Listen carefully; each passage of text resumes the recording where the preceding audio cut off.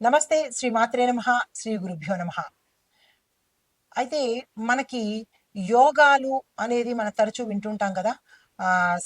అంటే రాజయోగము, మహారాజ యోగము, గజయోగము ఇట్లాగా యోగాలు మనకి జ్యోతిష శాస్త్రంలో చాలా రకాలున్నాయి.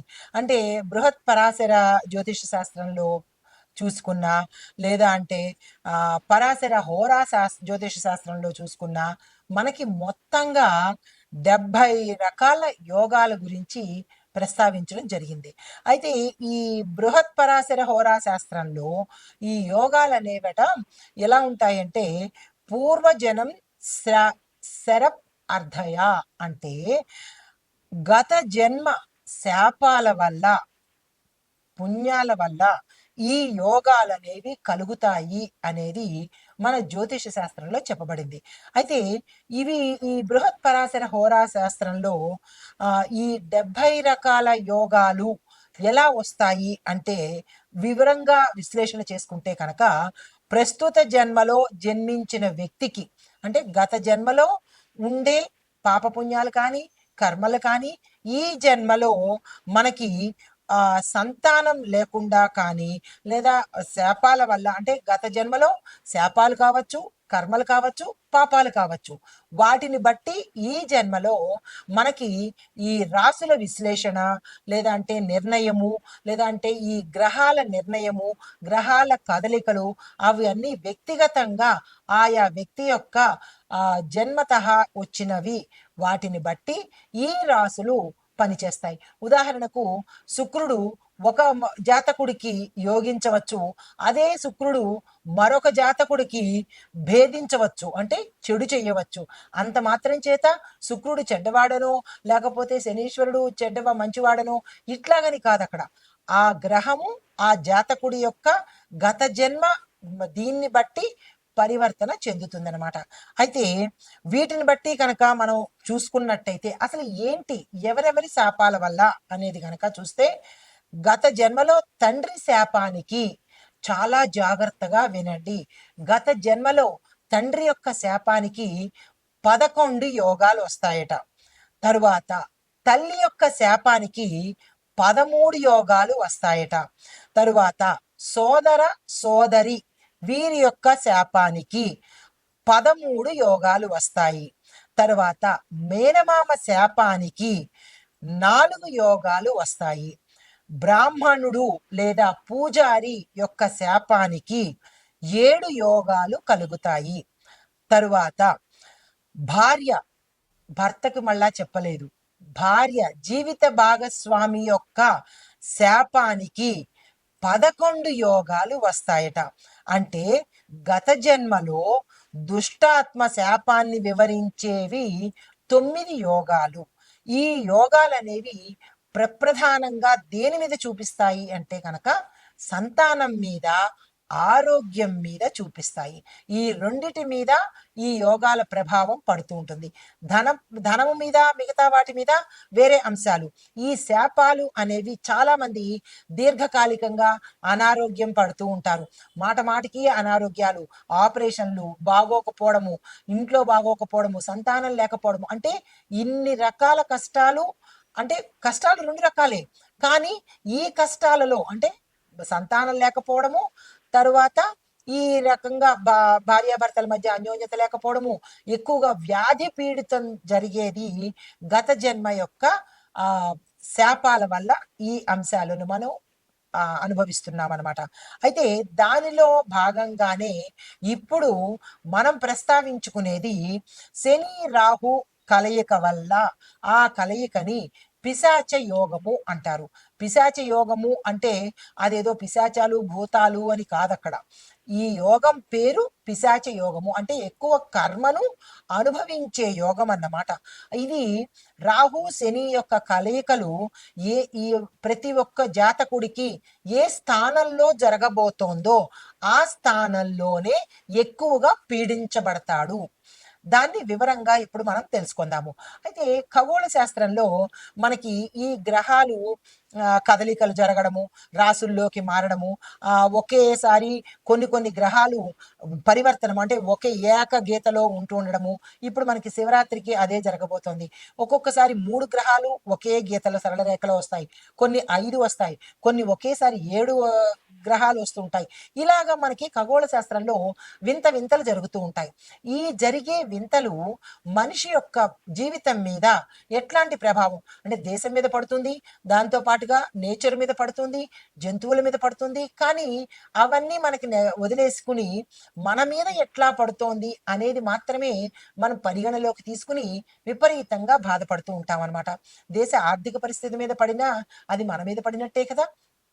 అంటే అది అంతగా పట్టించుకోము.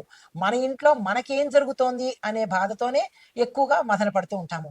అయితే ఈ అంశంలో భాగంగానే ఈ శని రాహువుల యొక్క కలయిక ఇప్పుడు జరగబోతోంది. జ్యోతిష శాస్త్ర ప్రకారంగా ఒక రాశిలో నుంచి మరొక రాశిలోకి వెళ్ళడానికి ఒక్కొక్క గ్రహానికి కొంత కొంత సమయము ఏర్పడుతుందన్నమాట.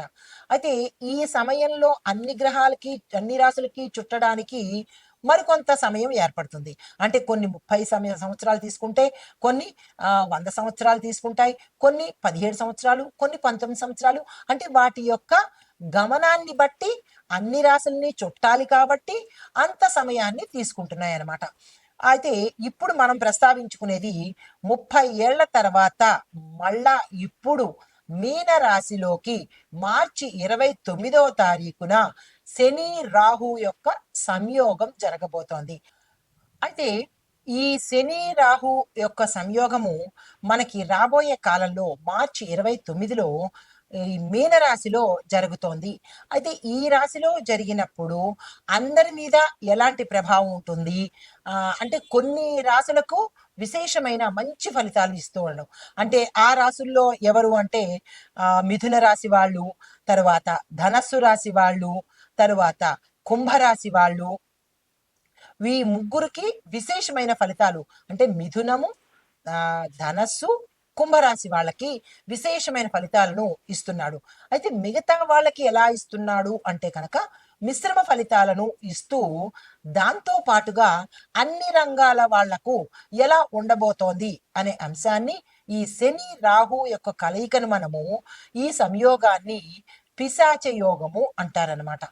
కాబట్టి అది ఎలాంటి ప్రభావాన్ని ఇస్తోంది అనే అంశంలో భాగంగా ముందుగా అయితే ఈ కలయికలను ఉద్యోగం వాళ్ళకి విద్య, ఉద్యోగము, వ్యాపారము ఇలాంటి వాళ్ళకి ఎలాంటి ఫలితాలు ఇవ్వబోతోంది. తదుపరి రాశి వృశ్చిక రాశి. ఈ రాశిలో ఉండే విద్యార్థులకు చూసినట్టయితే పరీక్షల్లో మంచి ఫలితాలు సాధిస్తారు.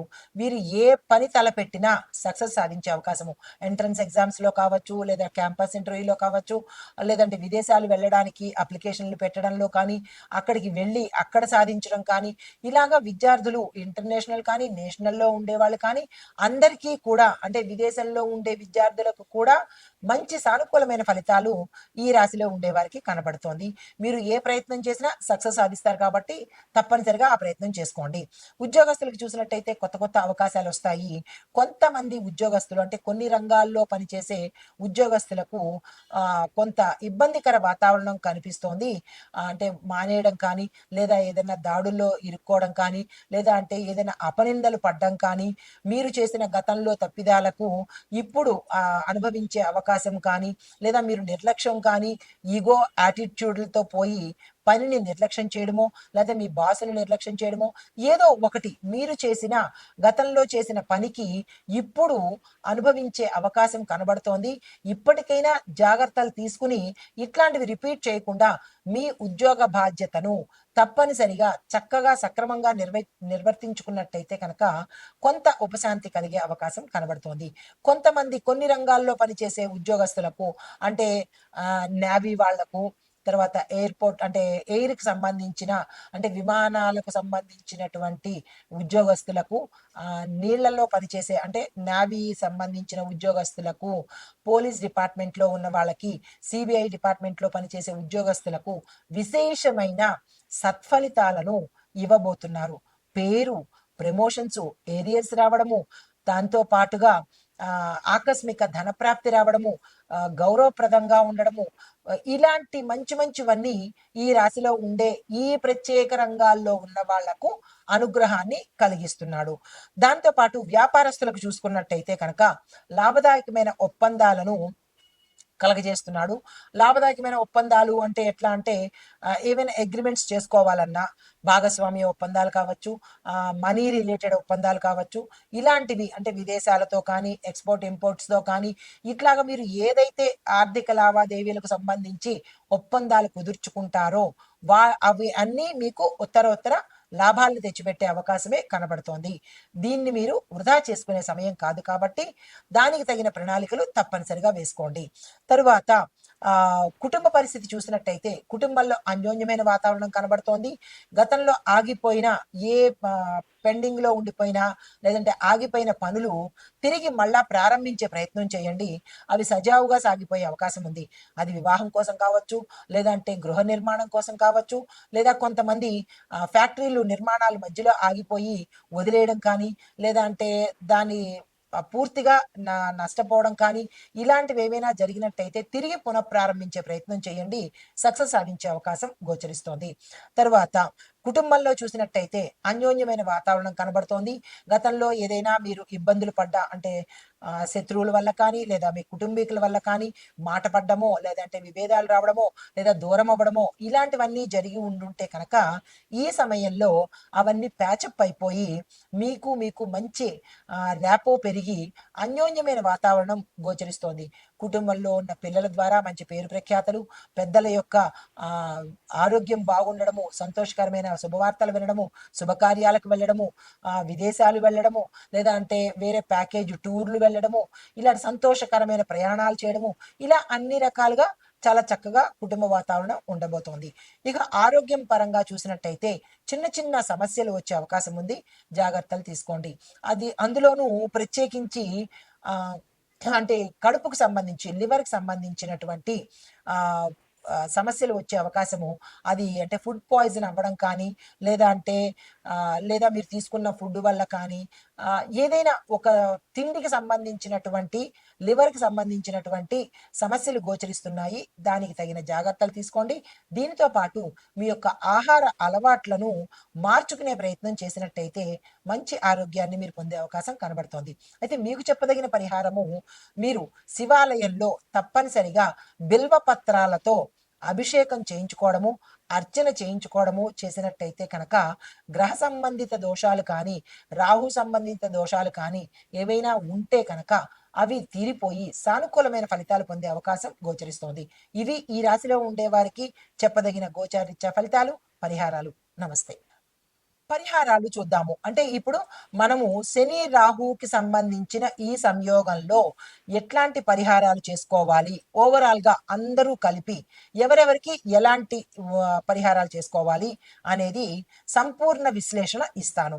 ముందుగా మొదటిది, శనిదేవుడికి దోష నివారణ కోసము ప్రతి శనివారము శనిదేవుడికి నువ్వుల నూనె దీపాన్ని వెలిగించడం మీకు మేలు చేస్తుంది. ఈ పరిహారాలు చాలా జాగ్రత్తగా వినండి. 1-2 సార్లు వినండి, తప్పులేదు. లేదా రాసుకోండి, చాలా మంచిది. ఈ పరిహారాలు మీకు ప్రత్యేకంగా చెబుతున్నాను. తరువాత నెంబర్ 2, రాహు దోషం నివారణ కోసము దుర్గామాతను తప్పనిసరిగా పూజ చేయండి, ఆలయ దర్శనం చేసుకోండి.